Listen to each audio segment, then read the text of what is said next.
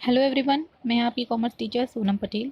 मैं आज आपको देशी व्यापार के बारे में समझा रही हूँ। देखिए, इससे पहले की लिंक और वीडियो मैंने आपको पहले ही सेंड कर दी है।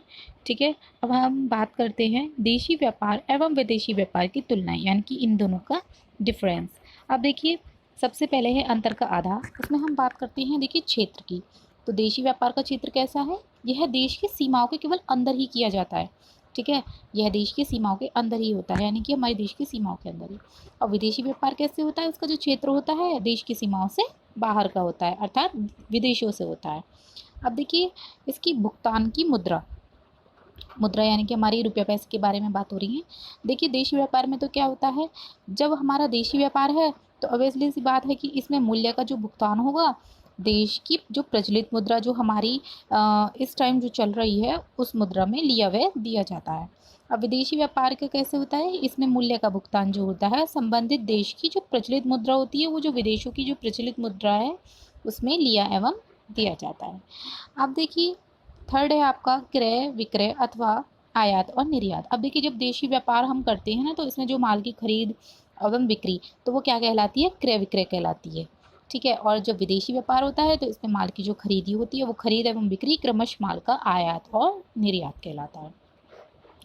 अब देखिए, नेक्स्ट पॉइंट है देशी व्यापार के सौदे की गतिविधि अथवा देशी व्यापार का क्षेत्र। देखिए, इसका क्षेत्र कैसा है? तो देखिए, सरल शब्दों में यहाँ बता रहे हैं कि व्यापारिक सौदे की गतिविधि से आशय उन कार्यों से है जो किसी सौदे के आरंभ अर्थात माल के आदेश से लेकर उसकी पूर्ति होने तक संबंधित पक्षों द्वारा किया जाता है। देखिए, इसकी यहाँ पर एक डेफिनेशन दे रखी है एडवर्ड वेन्यूल के अनुसार, प्रत्येक व्यापार की क्रिया निर्धारित एवं योजनाबद्ध होनी चाहिए। किसी भी कार्य को अस्त व्यस्त रूप से करना उचित नहीं है। देखिए, किसी भी कार्य को हम अस्त व्यस्त रूप से करेंगे तो वो सही से मेंटेन करके नहीं चलेंगे तो हमें उसमें लॉस भी हो सकता है। तो हमें अपना जो भी कार्य है एक निर्धारित रूप में योजनाबद्ध करना चाहिए।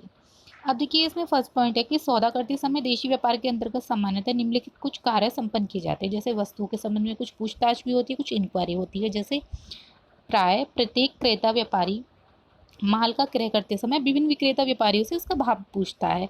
अब देखिए, क्या होता है कि जब हम किसी शॉप पर जाते हैं तो क्या होता है, उसका जो भी हमारा माल होता है उसका हम भाव पूछते हैं।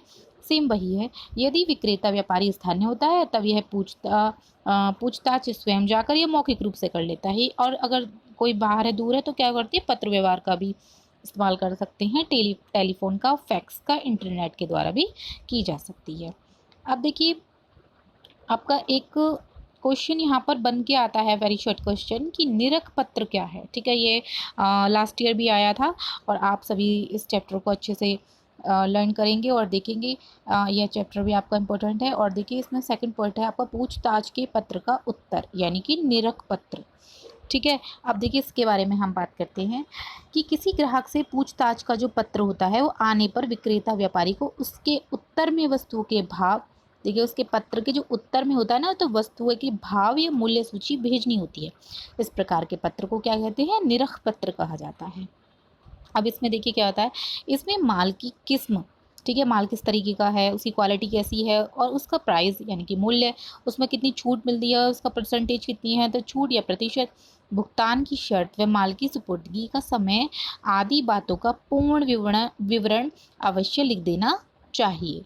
ठीक है, अब देखिए, बात करते हैं, हमारा एक पॉइंट आता है सूची पत्र का। आपको इसमें ब्लैक सा यहाँ पर दे रखा है सूची पत्र। ठीक है, इसके बारे में हम बात करते हैं। देखिए, कुछ व्यापारी अपने माल की किस्म, मूल्य, विक्रय की शर्तें, भुगतान की विधि आदि की एक सूची छपवा लेते हैं। ठीक है, एक लिस्ट बनवा लेते हैं इन सभी चीज़ की, जिसमें पूछताछ के पत्र के उत्तर में निरख के रूप में भेजते रहते हैं। इसे मूल्य सूची कहा जाता है। कुछ व्यापारी अपने माल की गुण, ठीक है, उसकी गुणवत्ता कैसी है एवं उसके प्रयोग का एक चित्र भी सहित सूची पत्र पे भी छपवा लेते हैं। तो इसे क्या कहते हैं? सचित्र सूची पत्र कहा जाता है। ठीक है, यानी कि उसका गुण कैसा है। देखिए, अगर हमें परचेज करनी है, कोई मशीन है, उसको किस तरीके से चलानी है, उनकी आपने देखा हो एक बुकलेट बनी आती हैं, तो वो सचित्र सूची पत्र कहा जाता है। तो इससे क्या होता है कि माल के आदेश प्राप्त करने में भी अधिक सरलता हो जाती है। अब देखिए, नेक्स्ट पॉइंट है आपका थर्ड, माल के लिए आदेश देना। ठीक है, ऑर्डर फॉर गुड्स। अब देखिए इसके बारे में बात करते हैं। विभिन्न व्यापारियों से मूल सूचियां, निरख व नमूने प्राप्त होने पर उनका आपस में क्या किया जाता है, मिलान किया जाता है, इनकी उसको मैच किया जाता है। यह निर्णय लिया जाता है कि किस व्यापारी से माल मंगाना लाभदायक रहेगा। ठीक है, जिस व्यापारी का माल अच्छी किस्म का होता है, उसका प्राइस अच्छा होता है यानी कि कम मूल्य का होता है और व्यापारिक शर्तें उसके अनुकूल हो, तो इसका निश्चय हो जाने के बाद माल का आदेश दिया जाता है। देखिए अब इसका नेक्स्ट पॉइंट है हमारा फोर्थ, आदेश पत्र की प्राप्ति की सूचना देना। जब किसी ग्राहक या क्रेता से माल का कोई आदेश प्राप्त हो तो विक्रेता व्यापारी को चाहिए कि वह उसकी प्राप्ति का सूचना जो प्राप्ति की जो सूचना आती है वो ग्राहक को दे दे। इससे ग्राहक को यह आश्वासन प्राप्त हो जाता है कि उसका आदेश विक्रेता को प्राप्त हो गया है और वह उस पर उचित ध्यान दिया जा रहा है।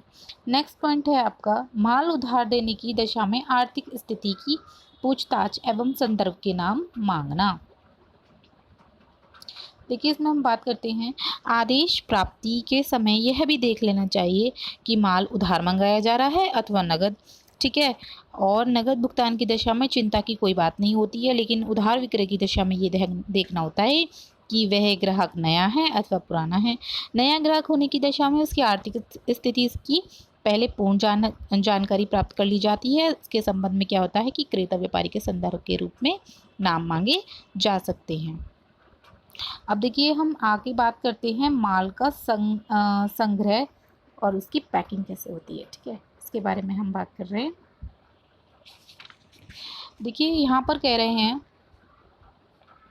ग्राहक की आर्थिक स्थिति के संबंध में पूर्ण संतुष्ट हो जाने के बाद ग्राहक को माल भेजने की तैयारी करनी चाहिए। ठीक है, जब पूर्ण तरीके से संतुष्ट हो जाता है ग्राहक, तो उसकी आर्थिक स्थिति के संबंध में तो उसको क्या होता है, पूर्ण संतुष्ट हो जाने के बाद ग्राहक को माल भेजने की तैयारी करनी चाहिए। माल को गोदाम से निकलवा कर उसकी किस्म आदि का मिलान आदेश पत्र से करना चाहिए।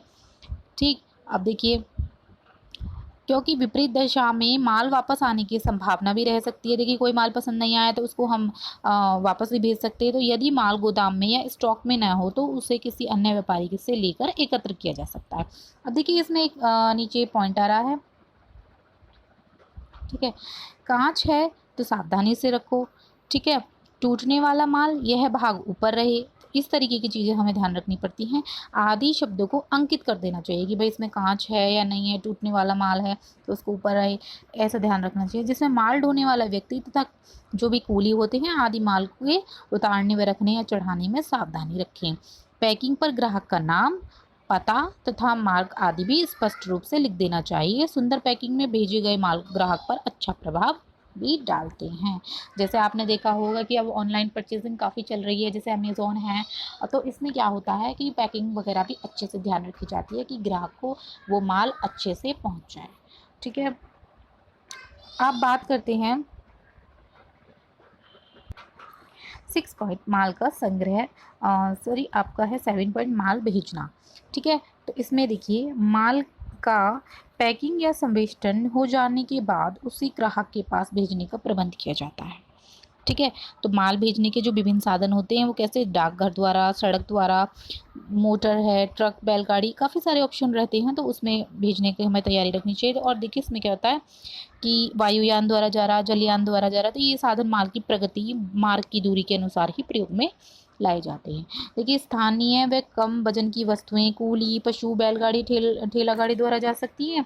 छोटी मूल्यवान वस्तुएं क्या होती है, पार्सल, बीपीपी, डाक से भेजी जा सकती हैं। और जो अधिक वजन व बड़े आकार वाली वस्तुएं होती है वो रेलगाड़ी या मोटर ट्रक